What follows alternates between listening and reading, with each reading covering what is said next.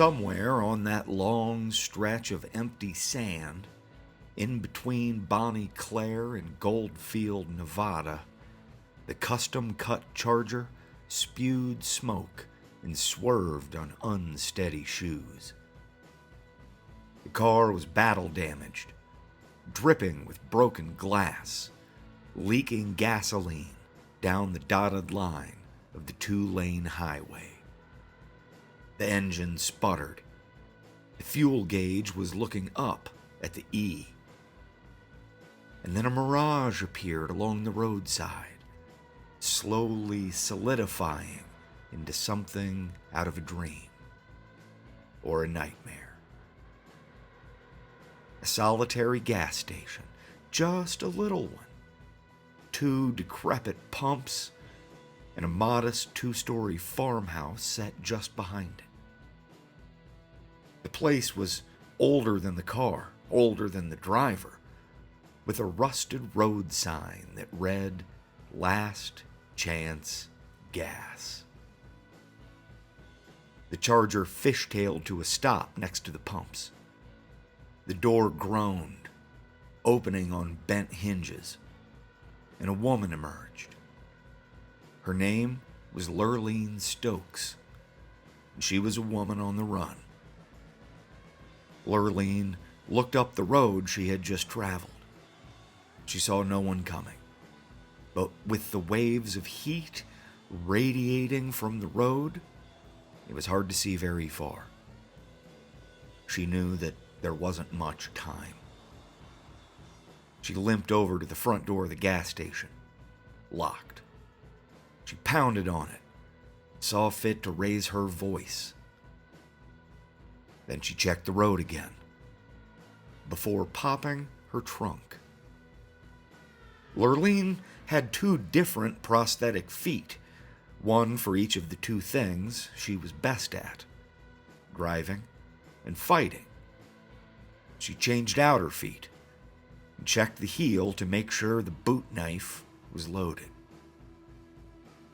On top of the wheel mount, there was a revolver and a box of shells. She loaded the gun and stared at the big, square shape that took up most of the space in the trunk. It was flat, wrapped in canvas and tied up tight. But still, it oozed a foul smell and vibed on a toxic frequency. It was a painting called The Ravenous One. Lurleen had never believed the stories that it was cursed. But after the last 45 minutes, she was starting to. She picked up the painting, slammed the trunk, and snarled, "God damn you, Rory Silk. God damn you for doing this."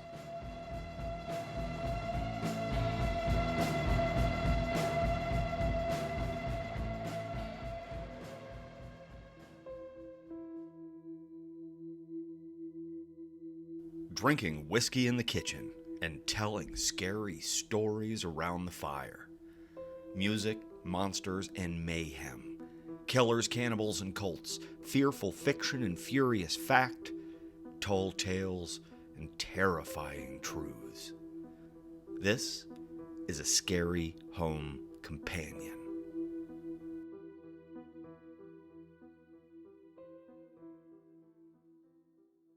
A gray-haired gas jockey, wearing a stained undershirt and bib overalls, came to the front door. "Help you with something, lady?" "I need gas." "We out of gas." "Then why does your sign say open?" "Got cold drinks." "Really?" "No, not really. Got warm drinks." As much as I appreciate this verbal tango we got going on here, mister, I have to say I am in a hellfire of a hurry. I got cash, and I don't mind paying premium for dog shit neither. Wish I could help you. That so? Then how about I just take that wrecker you got parked around the side? Nah, need it for tows. You get a lot of call for that here, do you? Not especially. He squinted and looked at her. She hid the gun at her side. I don't know. Maybe I got a spare can. It won't get you far. I don't need to get far. Well, come on in then. Find yourself a warm root beer or Shasta or what have you. I'm going to go rummage around back. Lurleen checked the highway again. It was still clear. So she went inside after him. The outside of the gas station had seen better days, but the inside barely qualified as a shithole. One quick look around saw a few sets of empty, dusty shelves, a front counter stacked with old magazines, and not much else. Past a beaded curtain, she saw through into a darkened back room that suddenly was illuminated by a sharp burst of sunlight. The gas jockey opened up the door out back and exited. She saw that the farmhouse behind the gas station had been converted. The entire first floor was a garage, with the living quarters upstairs. The gas station and the house were so close the man just left the door ajar while he went to look for the gas. Lurleen hunted for a Shasta, and then took another quick peek out the front glass. There it was. A quick shimmer of sunlight and windshield right at the vanishing point. Coming on fast. Lurleen cursed the painting again. She didn't give a good goddamn about it. And honestly, she hated the way her hands felt when she had to hold it. But it was important to Miss Ambrose. Lila had paid a whole crew to retrieve it from a cult, and then a second crew, including Lurleen, to drive it back home. 4 cars, Lurleen in her custom Charger, accompanied by 3 armored blocker cars. Each of those cars had an experienced combat driver and shotgun muscle armed to the fucking teeth. Now they were all dead. Lurleen was on her own. But if these motherfuckers thought she would just roll over and let them have the painting, then they didn't know Lurleen Stokes. She would see it burn first. She slammed the front door behind her and locked the surprisingly robust deadbolt. A little CB radio behind the counter farted static, and then the voice of a cult leader addressed his followers. I know this has been a hard day. We've lost a few very talented artists, and even more canvases, haven't we? It's okay to be upset. I'm upset too. But we have to remember what's really important here. The art. We took a vow. We all took a vow to die for our art. And for the painting. You know what makes me feel better? Even in death, our brothers and sisters became art. Splattered on the road like that, mangled up, with broken glass like diamonds, and chrome glittering silver, they became works of art. This fucking wingnut, Lurleen muttered, and slipped into the back room. If she couldn't find a clear way out, she would need to lock down and figure out something else. The back room was jam-packed with bins, barrels, and bags of junk. Hoarding run rampant, although she could see clear patterns in the jumble. Boxes of CDs and cassette tapes, tubs of baseball caps and shoes, baskets of wallets and purses. The back door was just as sturdy as the front, but her instinct said that holding up inside was short-sighted. She couldn't fight them all, even with her gun, and if she got cornered, it was only a matter of time. She needed to stay mobile. What she really needed was to get her car going. She stepped outside and hop-skipped over to the garage in the base of the farmhouse. There was a pickup truck and a dusty old station wagon, both of which were up on jacks. One glance told her the vehicles weren't being fixed. Looked like they'd been sitting there for many years. And they were packed in with more boxes and bins of random shit. Although here, it was hoarding of a different variety. Lurleen squatted down behind the pickup on top of a metalled grate on the floor and rooted through one of the smaller boxes. It was full of photo IDs, dozens of them, going back 5, 10, 15, 20 goddamn years. She looked at the faded face of someone named Brooke Burrows, driver's license issued in 1996. The junk in the front building no longer seemed as innocent. This grimy old bastard running the place was up to something ugly. It made the hair on the back of her neck stand up. She heard cars pulling up front to Last Chance Gas, a half-dozen strong, not including the charter bus that the main lunatic rode on. She set the painting down, held the gun close to her chest, and swore under her breath. The gas jockey emerged from a side door behind her. "You in trouble, missy?" The metal grate under her fighting foot shifted a little, like someone underneath was gently pushing against it. "Did you find some gas, mister?" "Sorry, can't help you." The metal grate shifted again. "What you got there?" "Painting. Gun. What's that you got?" "Chloroform. I was just gonna try and make it a little easier for you." Bang! Something pounded on the metal underfoot, and Lurleen shot without really thinking about it. It was errant, it was random, and shattered the glass bottle of chloroform without hitting the gas jockey. The grate shook under her feet, and she stepped aside as it popped open. Gnarled hands reached up for her, and the man picked up a length of pipe.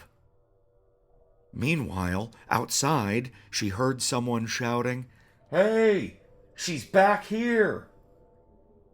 And then, everything went pear-shaped. All of us has a purpose. Each and every one of us. The palette we hold in our hand is limited, so we have to pick and choose our colors carefully. The palette of life is infinite.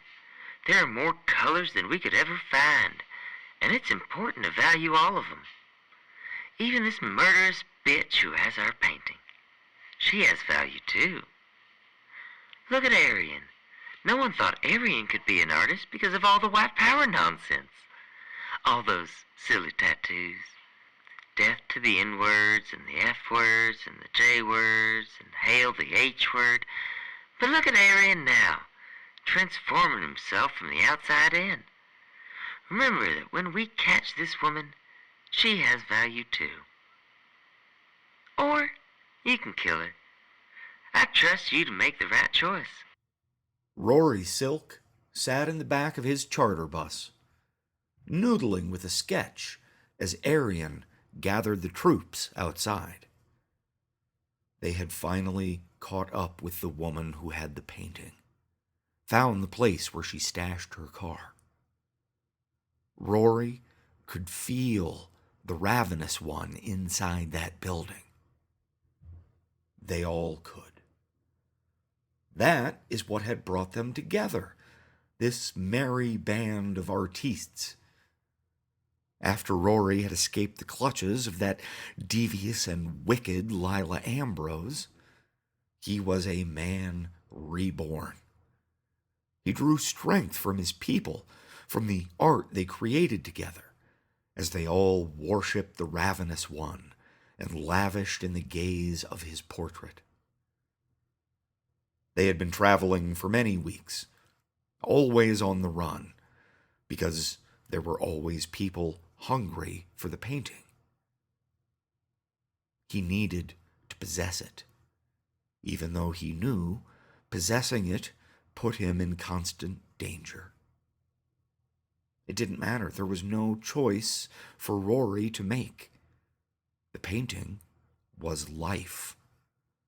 The ravenous one was his muse and his calling, as it was for the whole tribe. Rory looked out the window and took in the dazzling array of humanity that constituted his faithful. Hardly an inch of bare skin was left upon any of them. To be fair, most had been heavily tattooed before, but after this ravenous road trip, they all wore a great deal of fresh ink. They would take turns riding in the bus with Rory so that he could emblazon them with his own artwork. They would sit together under the horrible majesty of the painting and stare at it, drinking it in. And then Rory would take the image that the ravenous one put in his mind and ink it onto his guest with a very special ink. It wasn't just a tattoo. It was a transformation, 1 inch of skin at a time. They were not only artists, they were art. They were dermographers. Not 6 hours ago, Rory was giving Pearl a new tattoo on her cheek when the world changed. Their convoy got hit hard. 3 of their vehicles were destroyed in the attack. It was utter chaos. By the time Rory regained his bearings and got out of the bus, the painting was gone in the hands of a paramilitary strike team. 8 of his people were dead. As Rory rallied the remaining troops, Arian made necessary adjustments to some of the cars. Although Arian struggled as an artist, he was experienced and skilled with violence. He and Rory had long ago agreed that if it ever became necessary, they could quietly hook up explosive charges to some of their vehicles. Just a few, just because they had to. It wasn't hard to follow the painting, not with Rory's special connection to it. It was always pulling him by an invisible thread. When they finally caught up to the security detail that was transporting the ravenous one, those wired vehicles were directed to distract and bump up against the security cars. Then, when the unwitting drivers were close enough, Arian triggered the charges. Boom. Only one car had escaped them. One woman who had the painting in her trunk. But now, finally, chase was over. All that remained was the inevitable. Before we go in, I need to tell y'all something. I am so proud of each and every one of you. We've come a long way together, become our own little family. That means the world to me. It really does. I used to feel alone, like no one understood true art like I did. But we found each other. We saved each other. Pearl taught herself to make amazing frames out of bones. Sheena is the best canvas stretcher I've ever seen. Am I right? The way Luther can train and dress a body so fast, my point is that you all have very special gifts.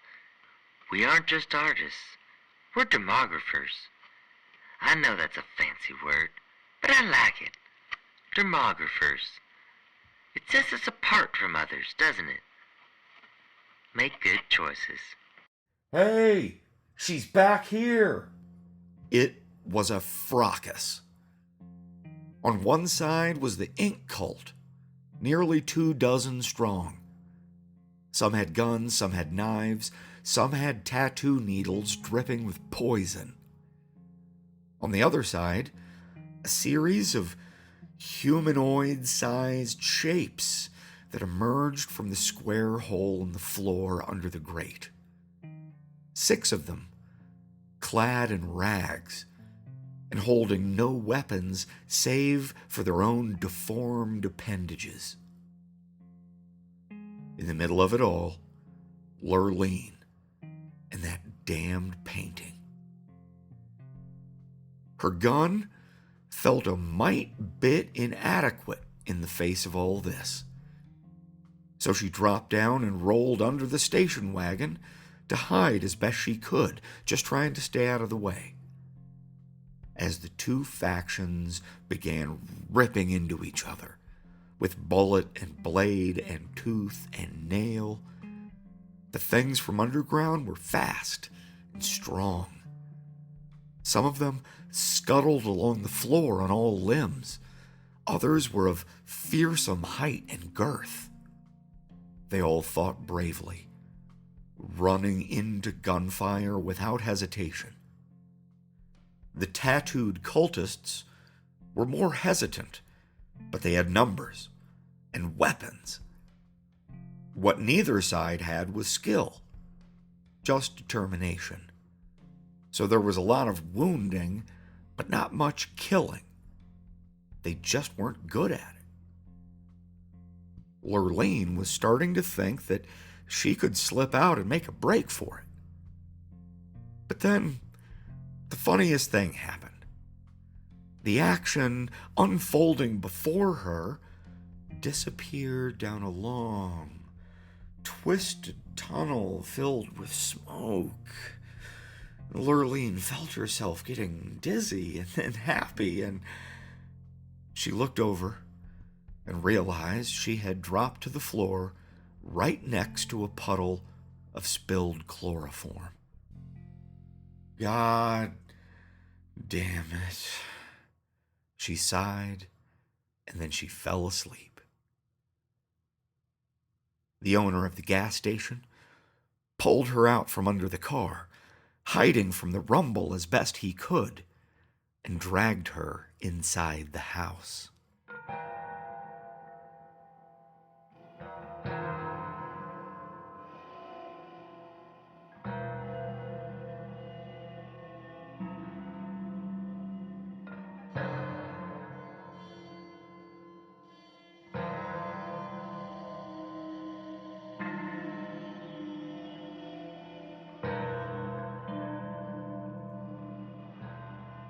She wasn't out long.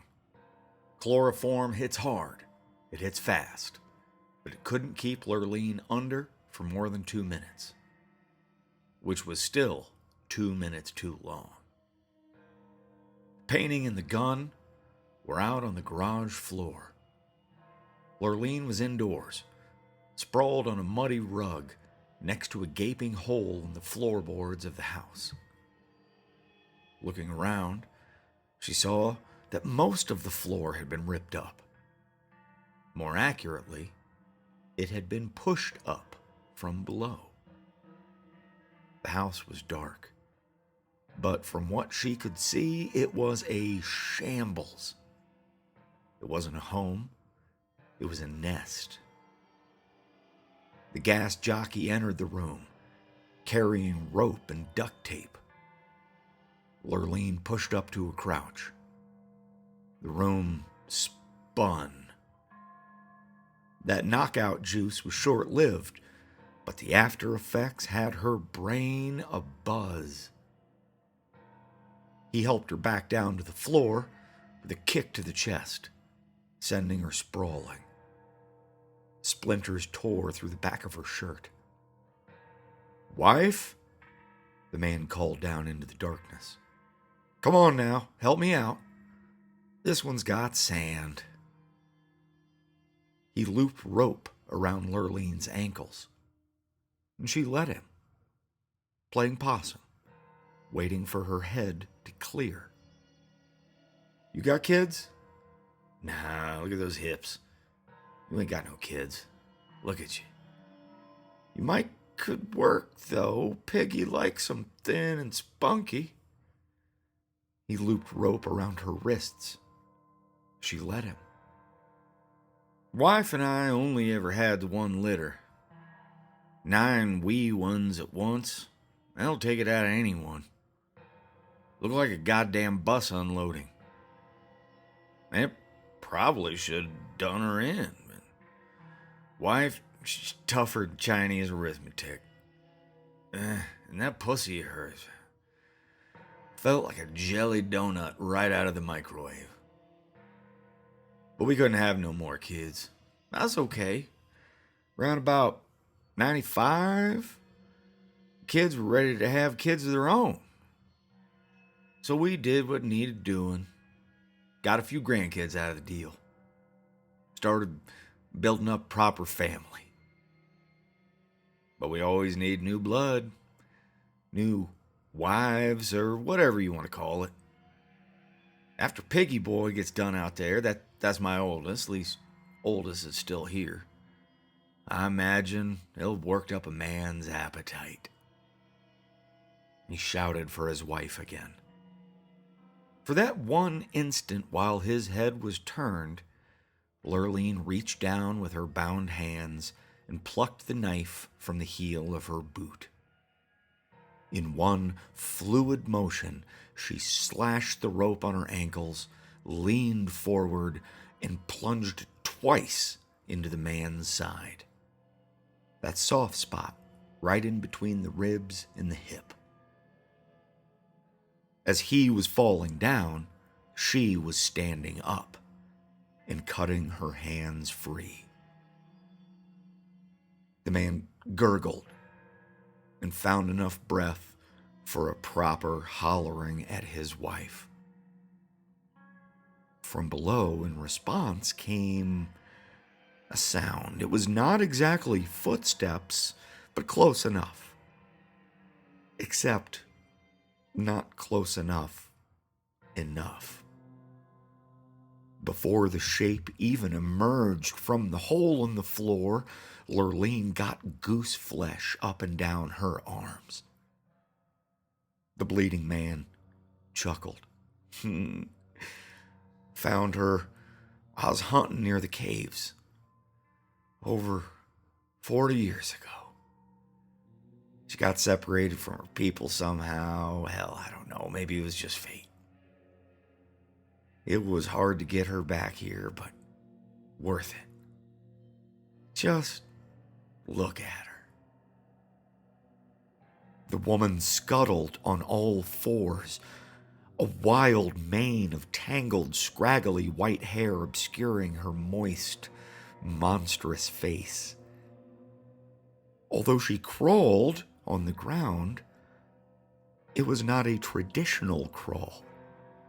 It was a crab walk, because the joints in her hips, knees, shoulders, and elbows swiveled in the opposite direction from what you would expect. Her hands and feet had various numbers of digits on them. Nothing but stubby big toes tipped with wicked little tooth-like spikes. The wife hissed and swiped at Lurleen, who swiped back with her blade. The mutant was old, but she was strong. She grabbed Lurleen by the leg, sinking those toe claws into her meat and twisting, pulling, trying to drag her into the darkness. The dying man laughed, and then he choked on blood. He spasmed and gasped before his bowels released. The wife stopped to look over at her husband. She hissed out something akin to a word. It was just a moment. long enough for Lurleen to swing hard and spike the blade through the top of the wife's skull. She shrieked.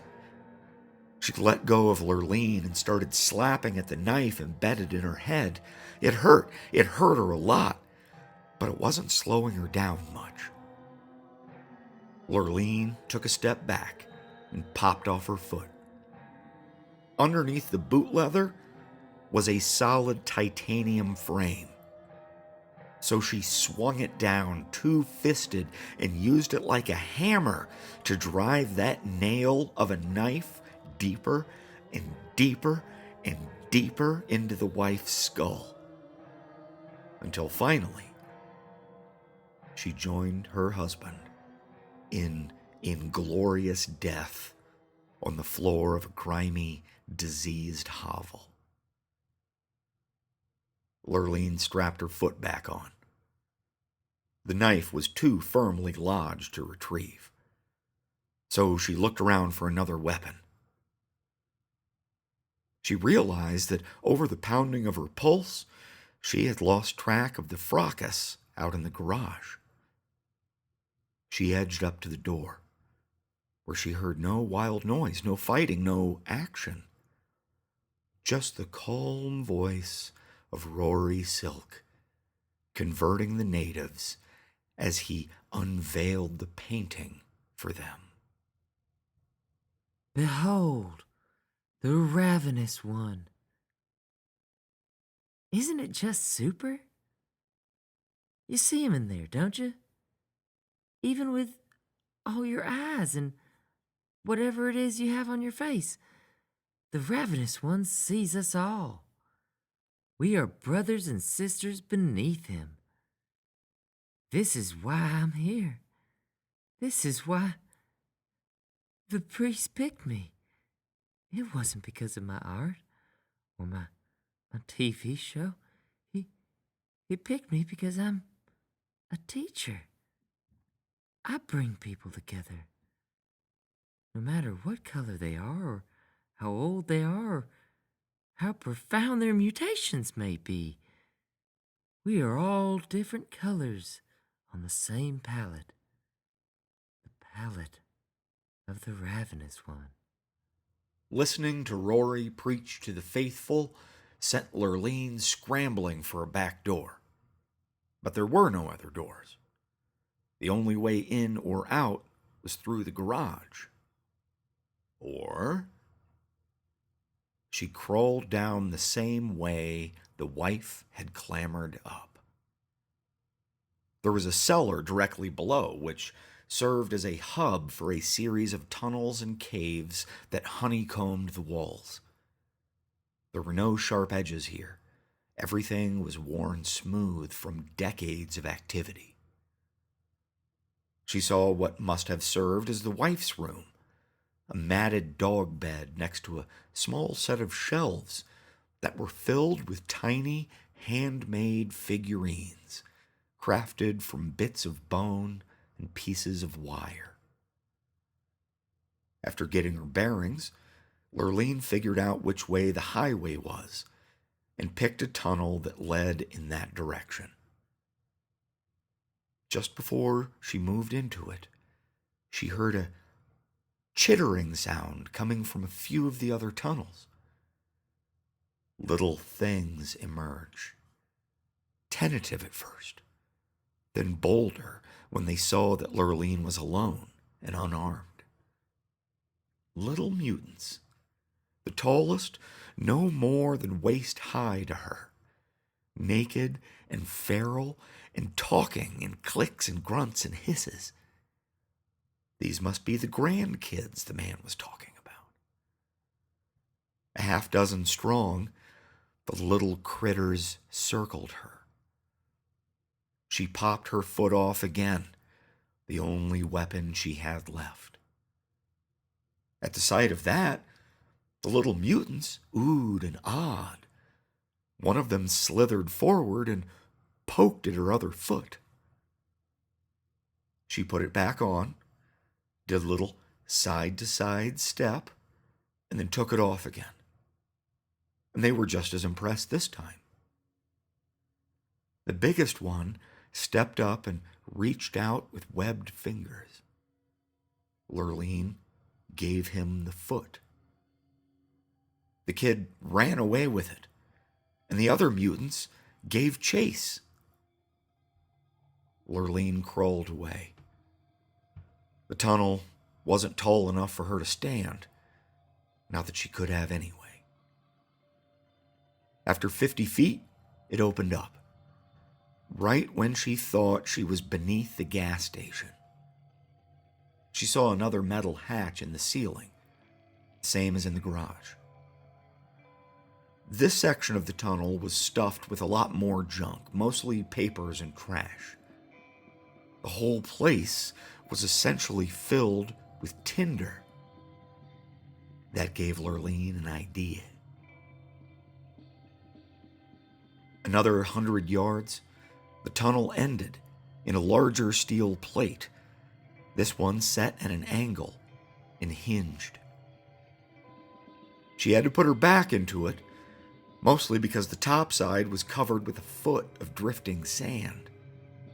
Finally, she got it open and crawled out into the ditch on the other side of the 2-lane highway.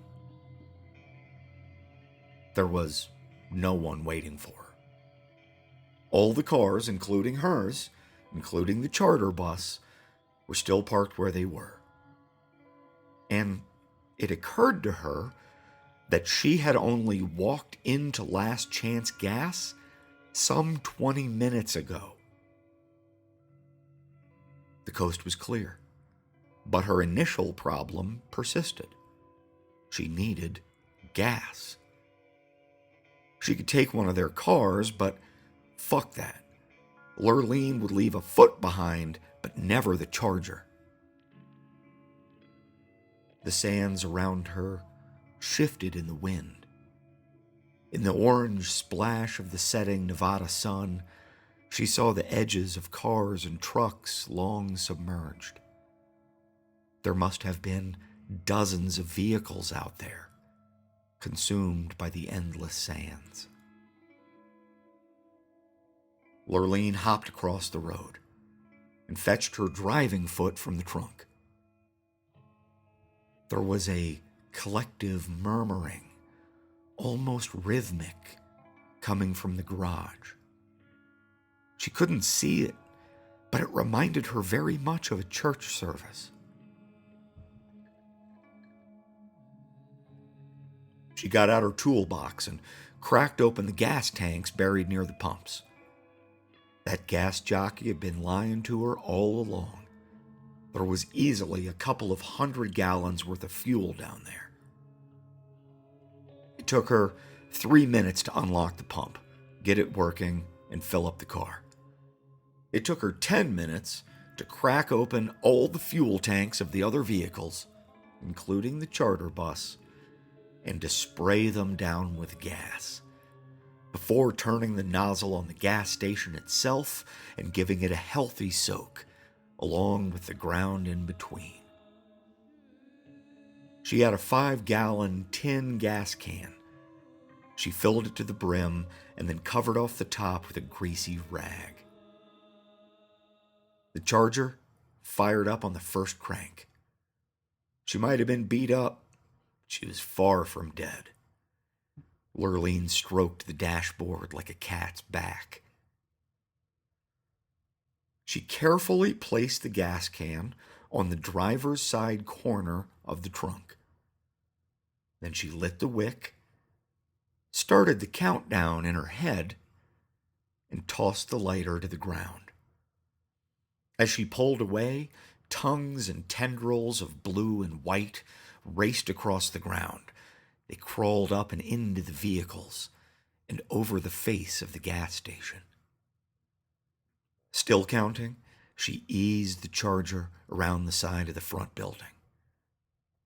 There was only a 15-foot gap of space between the two buildings, but she threaded the needle in a drift, sliding around the corner, letting the tires move through the sand and gravel until she was abreast of that open garage. Inside, she saw a moment of true togetherness and brotherhood. Man and mutant alike kneeling in rows before the accursed painting. Rory faced them, their leader. So he was the only one that saw Lurleen throw him a bird while she cranked the wheel and gunned the engine full throttle. The Charger fishtailed. The momentum pitched the burning gas can from the corner of the trunk right into the garage as her inner countdown hit 0. She was rounding the far end of the gas station when a plume of fire erupted from the garage, engulfing the first floor and the entire backside of the gas station.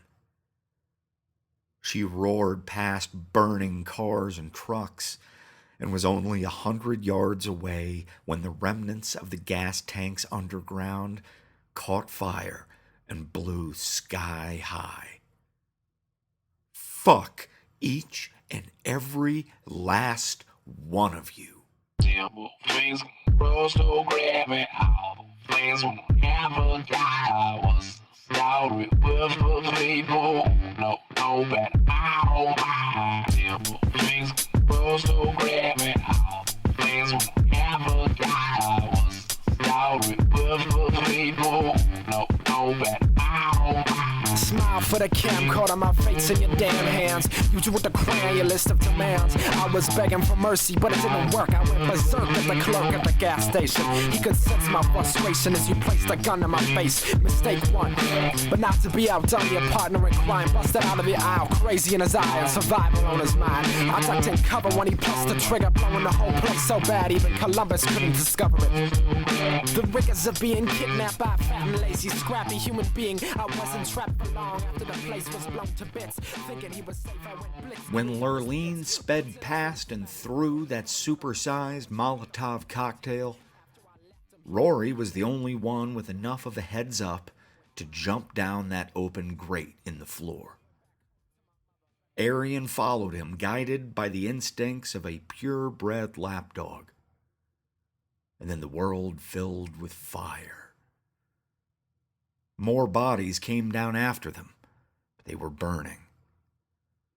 Rory crawled blindly, panicked, just trying to survive. The air around him was heating up rapidly as crawling bodies spread the fire throughout the tunnels. The thin supports of the house above were already groaning and crackling. Rory crawled faster, until he found a metal door blocking him.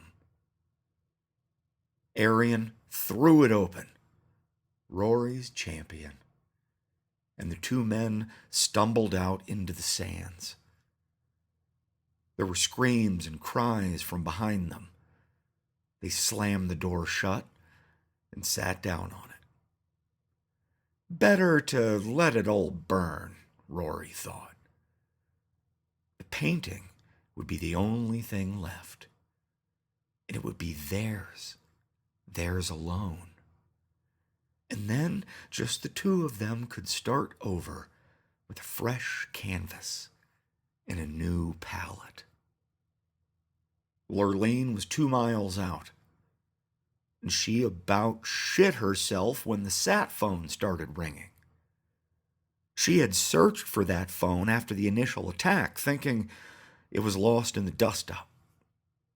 But no, it was just lodged under the shotgun seat. She pulled off the road and answered to an enraged Sadie. Why the fuck is no one answering their goddamn comms? They're all dead, Sadie. Fuck. And the painting, it's gone. And Rory, that doesn't matter right now, Lurleen. I need you in Vegas, immediately. Shit is hitting the fan, and we have people in harm's way. There was a screech of rubber on pavement.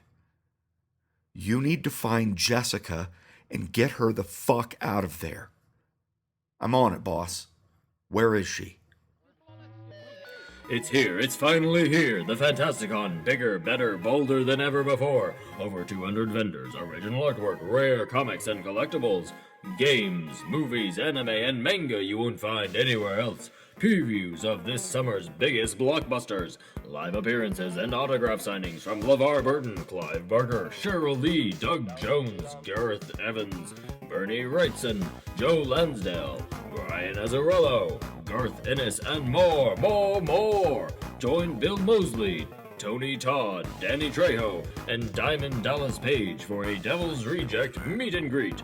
See the world champion Olympic archers don their very own cosplays to prove once and for all who is the best Hawkeye, Green Arrow, Katniss Everdeen, Princess Merida, or Rambo. Meet 7/8 of the cast of Buffy the Vampire Slayer at the reunion panel. The notorious LARPsecutioner has even threatened to make an appearance, so the police say stay away, and we say just you try and stay away. The Fantasticon isn't just the best con of the year, it's the best con ever. Thank you for listening to another episode of Scary Home Companion. You can find the show on social media. Twitter, a little. Instagram, a little bit more. Mostly Facebook. Or email us directly at ascaryhomecompanion@gmail.com. Do you have any questions about this episode? I'm sure that you do. We started in the middle of a story with no setup. Very unusual for this show. Well, if you go to the Patreon, you can find the post-mortem analysis video for this episode, where my wife and I talk about where it came from, where it's going. Rory and Lurleen both have deep roots on this program. If you'd like to hear more about the hard-driving, one-footed badass, look up Hellbound and Down and Drive Like Hell, as well as the Patreon-exclusive two-parter Death Rides. For more Rory Silk, there is Happy Little Accidents, Chippewa Death Trip, as well as the Patreon-exclusive Apex Predators Aftermath. We had 2 guest voices this episode, both of whom were the same guy. Mighty Dan Jopling. If anyone out there needs a good professional voice actor for your show, particularly a comedic one, contact us. I'll hook you up with him. The episode was edited and produced by Jeff Davidson. Featured the music Gas Station Robber by Great Black Waters, Labyrinth of Chasms by Filmy Ghost, 2 by Cathedral Chemical Equilibrium, The Bus at Dawn by Holyoke, 2, and 3 by Keepak Tuyal, Gas Station Robbery by Kulla, and, as always, Chelsea Oxendine with the theme music.